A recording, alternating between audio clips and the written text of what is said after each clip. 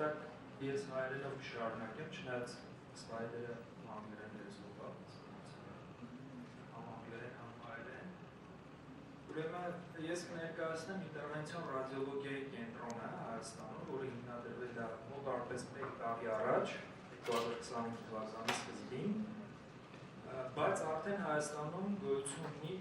հանած դուրս կարդիովասկուլյար, ամոթային ինտերվենցիոն ռադիոլոգիան, որտեղ ինտերվենցիոն ռադիոլոգիան շատ մեծ մասնագիտություն է բժշկագիտության մեջ, շատ ժամանակակից։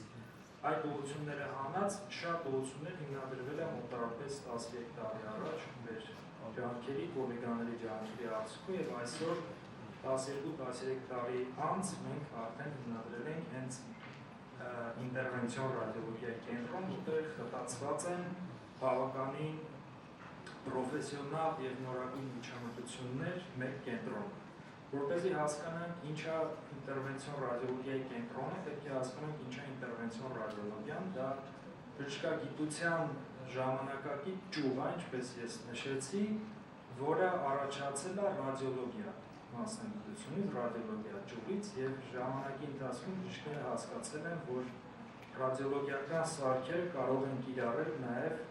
մինիմալ տրավմատիկ միջամտություններ անելու համար ախտորոշիչ կամ բուժական։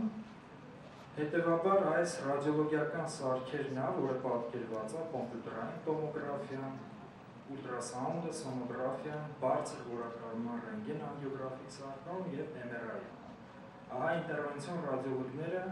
թիրախային միջամտություններ են անում այս սարքերից ստացված պատկերների հսկողության տակ առանց օրգանիզմը բացել։ Թե ինչ պատկերներ են երևում այս սարքերից, շատ բժիշկների հայտնի է եւ ես կարծում եմ այս տեսանում հարգին կլինիցիստներ նաեւ կան, որոնք այս պատկերներից հասկանան ինչ է, սա կոմպյուտերային տոմոգրաֆիայի պատկերն է, այս սևը թոքերն են, այստեղ սիրտն է եւ տեսնում ենք թոքում ինչ-որ մի օջախ եւ որպեսզի այս օջախից նմուշ ստանանք եւ հասկանանք սա քաղցկեղ է թե չէ եւ եթե քաղցկեղ է, ապա ինչ տեսակի քաղցկեղ է, այժմ ժամանակակից բժշկության մեջ անհրաժեշտ չի կատարել վիրահատություն, բացել օրգանիզմը կամ այլ օրինակ սկոպիկ եղանակով մտնել գտնել այս ուռուցքը եւ նմուշ վերցնել, հնարավոր է ասեղը մտցնել ուղղակի կոմպյուտերային տոմոգրաֆիայի տակ, նկարելով կոմպյուտերային տոմոգրաֆիա եւ ասեղը նույնպես տեսնել օրգանիզմի մեջ եւ թիրախային ներմուծելով ահա այս օջախի մեջ վերցնել կտորներ։ Այսպիսով իրականացնելով բիոպսիա։ Նույնը նաեւ ուլտրաձայնային հետազոտության սարքարման միջոցով է հնարավոր վիզուալիզացնել օջախ եւ ներմուծել ասեղ, կատարել բիոպսիա կամ այլ միջամտություն կամ այդ ուռուցքը ոչնչացնել այլ մեթոդով աբլյացիայի նույնը սա անգիոգրաֆիկ պատկերներն է, հնարավոր է մուտք գործել զարկերակային կամ երակային համակարգ կաթետրների միջոցով, ներարկել կոնտրաստ նյութ եւ բարձր ռենտգեն սարքավորման անգիոգրաֆիկ սարքավորման շնորհիվ տեսնել ահա այս ամբողջ ներամոթային պատկերը, սա օրինակ աորտան է, սա երիկամայի զարկերակն է, սա երիկամի արդեն մանր անոթներն է եւ եթե ինչ որտեղ կա խցանում կամ տրոմբ կամ ուռուցք օրինակ կատարել թիրախային միջամտություն այս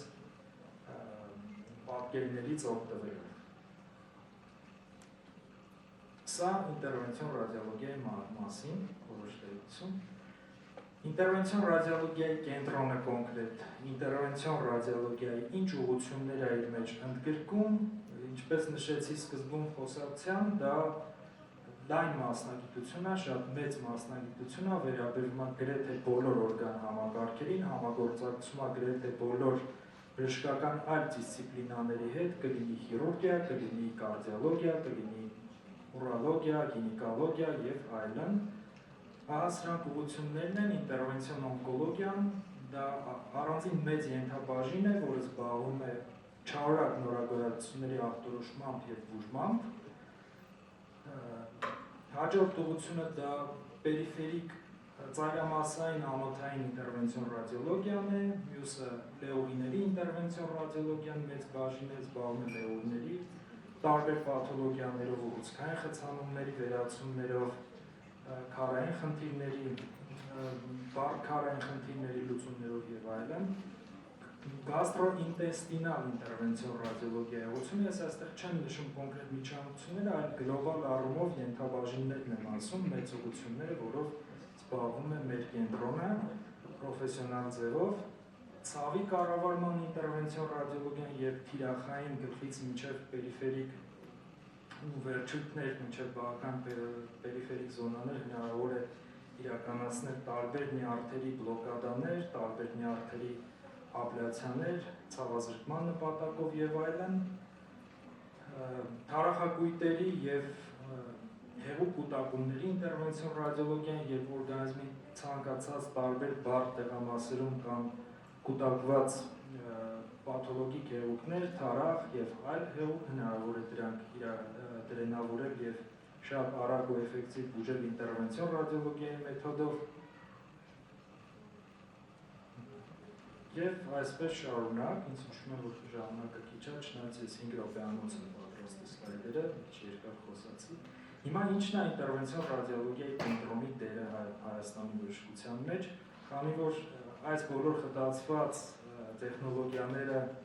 պետք են բոլոր հիվանդանոցներին, գրեթե դա թե կլինի մուլտիպրոֆիլ մեծ հիվանդանոցներ, պետական կամ մասնավոր կամ ռեգիոնալ հիվանդանոցներ կամ մասնավոր միջին փոքր չափ հիվանդանոցներ, որտեղ այդ հիվանդները հուժարումները, որոնք կարիք ունեն ինտերվենցիոն ռադիոլոգիայի տեխնոլոգիայի, կան գրեթե բոլոր հիվանդանոցներում, բայց ոչ բոլոր հիվանդանոցները կարող են իրենց թույլ տալ ունենալ պրոֆեսիոնալ ինտերվենցիոն ռադիոլոգիայի բաժանմունք, ապա կենտրոնը տանում է այն դերը, որ համագործակցում է գրեթե բոլոր հիվանդանոցների հետ, ընդունում է հիվանդանոցներից տարբեր օրինակ վիրաբուժական բարդություններով հիվանդներ կամ ուռուցքային հիվանդներ, իրականացնում է իր մաս ախտորոշման կամ բուժման եւ հետ է ուղարկում արդեն ռեգիոնալ կամ մեծ հիվանդանոց եւ համատեղ վարում է իրականացվում, հասանելի դարձնելով այս տեխնոլոգիաները ամբողջ Հայաստանով մեկ։ Սա մեր կենտրոնի ընդհանուր սխեմատիկ պատկերն է, 750 քառակուսի մետր, ունենք կոմպյուտերային տոմոգրաֆիա օպերացիոներով, ունենք ռեանիմացիա, ունենք կաթեդերիզացիոն լաբորատորիա, ուլտրասաունդ ինտերվենշնով եւ բավականին ինքը ֆունկցիոնալ ստացիոնար է։ Սա մեր անձնակազմն է, մի մասն անձնակազմի, ովքեր որ իրենց ուժերը ներեն դնում այս ուղղության զարգացման վրա։ Սա մեր ակտիվություններն է վեբում, մեր կայքերն է, տարբեր social media-ն, սա մեր QR կոդն է, հիմնական կայքի, մեր Intervention Radiology Center-ի, որտեղ